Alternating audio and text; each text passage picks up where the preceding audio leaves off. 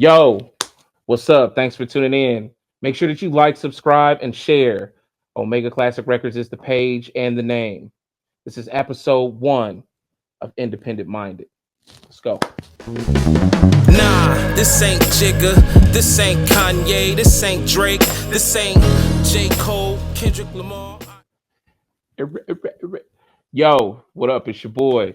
Thanks for tuning in to the first episode of Independent Minded, the Independent Minded series. Um, this is a story that just dropped recently, and it's about Juelz Santana. I chose to do this story because a lot of people are making fun of it, and a lot of people think it's a joke. Some people are taking it literally, and yeah, that's terrible because this is terrible in more ways than one. All right. So if you don't know about Juelz Santana's recent sit down with a podcast, he was asked during that podcast about mathematics and reading. And his perception on both topics is you don't need reading, you need mathematics. So, first of all, I want to make that clear because a lot of people are having a way about, what he's saying. I definitely disagree, okay? But I just wanted that clear in my video, okay? Here, we don't pride ourselves on making mockeries or making fun. This is about the kids of our future, and this is a serious issue. So he was asked why reading is not necessary because he felt it's not necessary any longer. And I'll let you see and tell me what you feel about that. All right. And here's the clip. I think that shit gonna take over. Nah, but seriously though, his voice on you should though. We gotta start teaching our kids though, just financial wealth and literacy and all that. That shit early, because by the time they get to 9th grade, they should be just learning how to start businesses These kids can't read, and how to. But they don't really need to know how to read. Wait, stop. I ain't Ugh. gonna say that.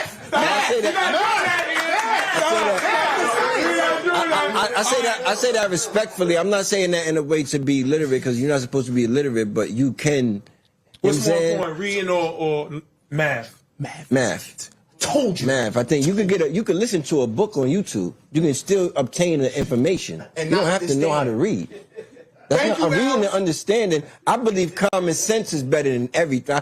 I'm a common sense nigga. I'd rather have 0 book smarts and common sense, be able to read the room, be able to read life, be able to read people. I try to understand people, you know what I'm saying? Like, nowadays, you can listen to a book. I just listen to the 48 Laws of Power. Not to, you gotta read your contract, Els. You don't have to understand. You can listen to that too. They got apps you can put it in and it'll read it to you. Are you crazy? So I know that shit now. It's gonna say, Hey, yeah, bro. Huh? it's gonna tell you now, like, yo, this is bad. It probably will. AI will now. That's what I'm saying. That's how freaky You don't have it to is. read. Shit You can gotta- be told to you. It'll be so. I'm not saying that in a bad way. Like you don't need to know how to menu at a read. restaurant. Floyd Mayweather don't read that shit at a restaurant. Like, it's mad shit you gotta read. All right, man. I got to stop right there. All right. So, Floyd Mayweather don't read that shit. Man, listen. We are in a state of emergency right now with our children. They are they're being put through a process in schools dealing with reading comprehension. I forgot the name of this particular process. Please flash it on the screen. That deals with them looking at pictures and referring to pictures to suggest what the text may be. That's an actual reading format. So that reading method that I was speaking of is called the 3 cueing method. The 3 cueing method is a reading approach that uses 3 types of cues: semantic, syntactic, and graphophonic, to help readers guess unfamiliar words. Not read, but guess. It suggests that readers should prioritize meaning, semantic, and sentence structure, syntactic clues, and use letter sound knowledge, graphophonic, last, to confirm predictions. This method is controversial and criticized for potentially hindering reading development in favor of guessing and memorization rather than phonics-based decoding as supported by the science of reading. So in other words, hey kid, look at this picture. That's what it says. Man, this is not the time to think that some shit like that is okay, to say that, you ain't even gotta read no more. Man, what he's saying right there, you must understand, ties all the way into all these different fabrics of the culture. Right now, hip hop music in the top tens, where you struggle to probably understand what words they're saying through the songs. Right now, the dropout rate in school, and then the kids that are coming through lower grades illiterate and graduating illiterate. There's a case study that I haven't done yet about this girl. I can't think of her name, but I'll make sure they flash it on the screen, where she graduated out of high school. I think it's out of New York. And then she turned around and sued the high school because she couldn't read. And it's just the craziest shit ever. We're in a society right now where people don't want to take accountability, even those themselves. How do you sue an institution because your ass can't read? How did that get missed? How did you not, make that known? But, there's another form of illiteracy that I can't think of the name of either, where it's just enough reading for people to get by. But nonetheless, that's real. My stepfather, he's a prime example of that. And yeah, I'm going to say it because it's fact. He's been reading the Bible for years, but I know he struggles with everything else. And he probably struggles with that as well, because the Bible is a form of text that's, written in a different format. It's an ancient, whatever kind of, dialect and text that you can refer that to, that, was the native way of speaking during that period in history. So it's thus and thou and therefore and thine and XYZ. So I'm like, you can't read already, and I know you struggling reading that. So I told him, hey man, there's people that'll help you. It's institutions that'll help you. But man, it's up to the person. You got to want to go and do better. You got to want to go and change that. It's up to you. Illiteracy is crazy, and we're going to make sure that we flash some statistics in this video as well, so that because I just wanted to speak from the heart about this.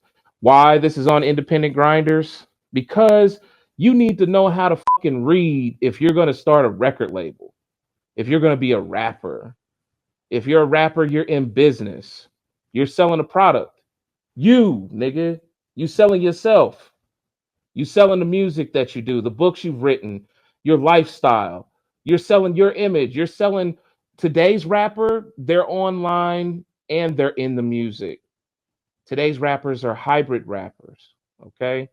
Because the record industry is all but dead, and it's not looking for artists to pull out of the dirt anymore like they used to.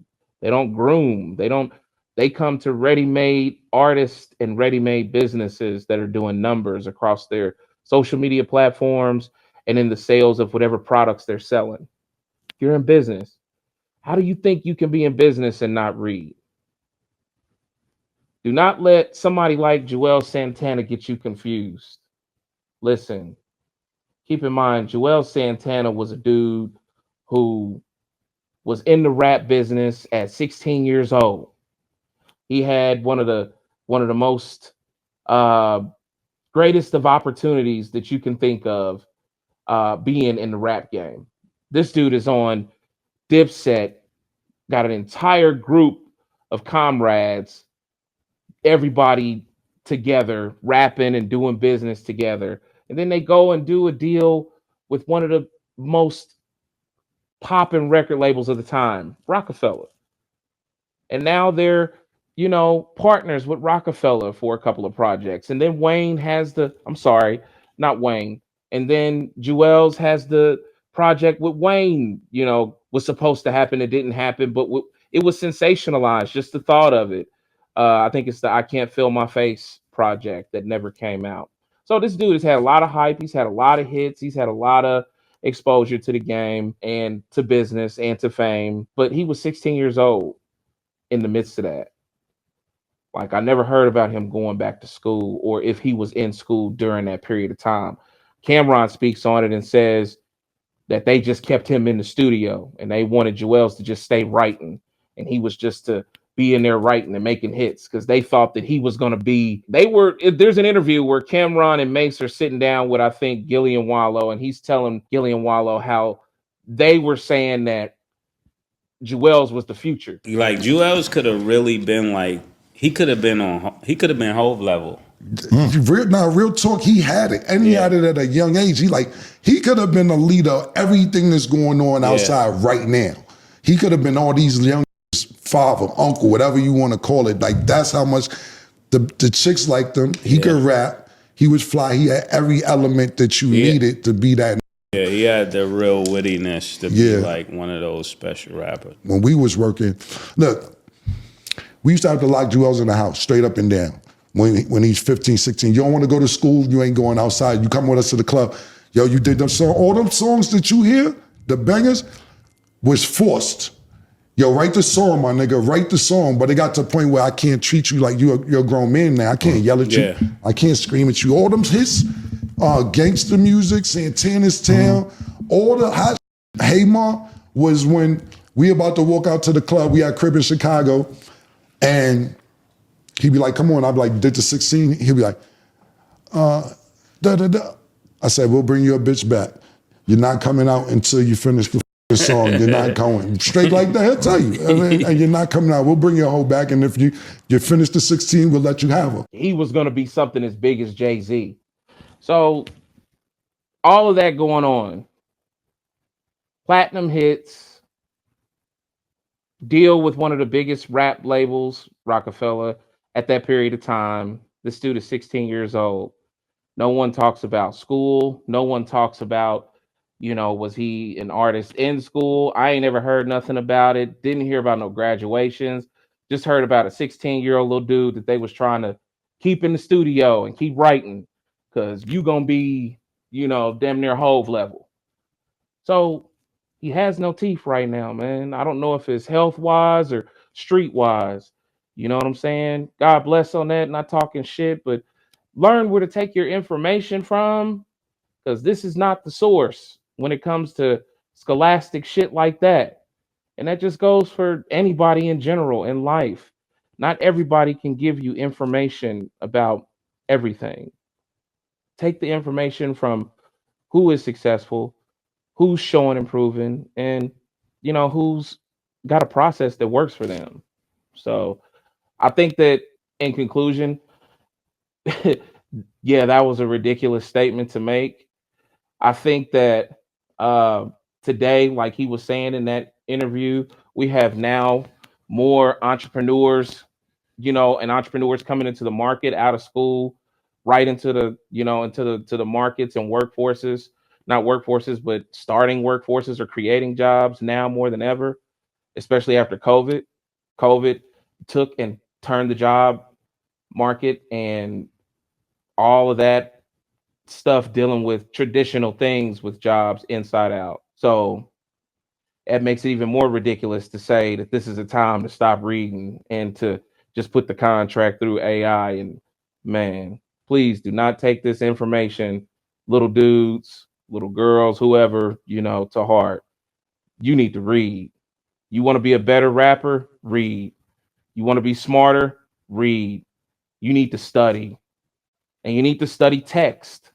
There was also another statistic, or maybe it's not a statistic, but it's a story, I think, that was the smartest graduates.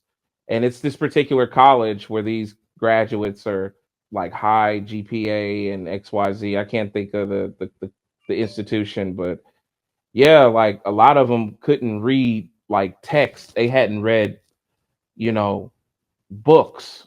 They hadn't read from cover to cover. University professors are reporting that their students can no longer read books.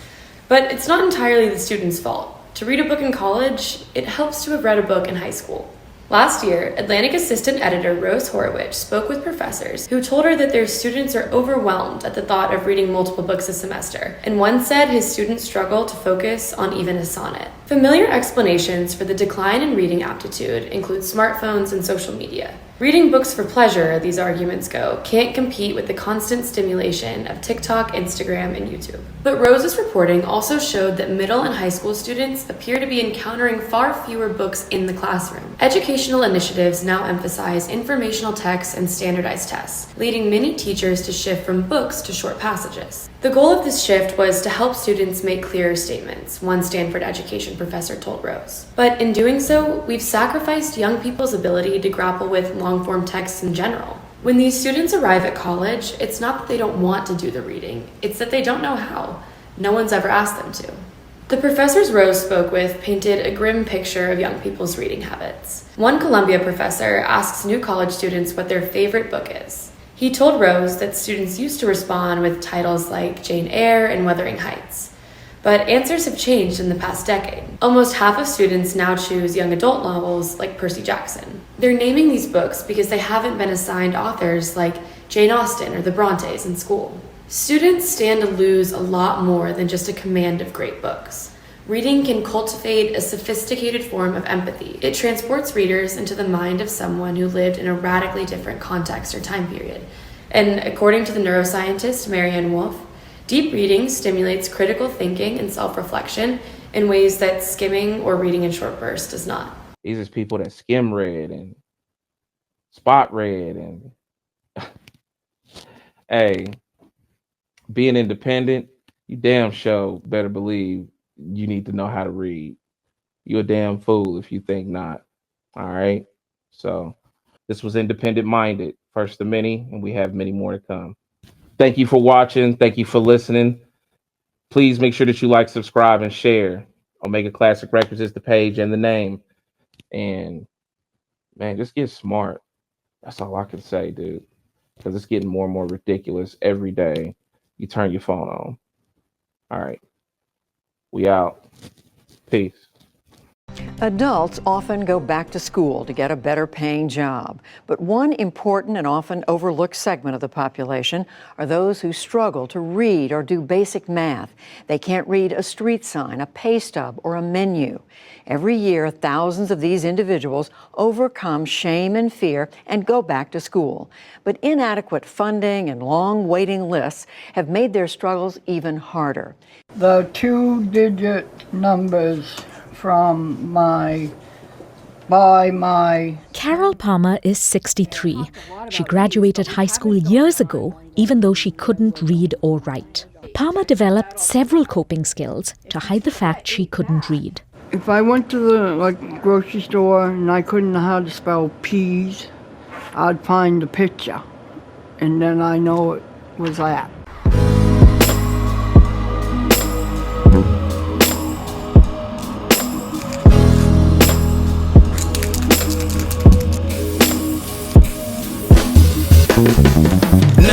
This ain't Jigga, this ain't Kanye, this ain't Drake, this ain't J. Cole, Kendrick Lamar. I am by far a different kind of superstar from the start.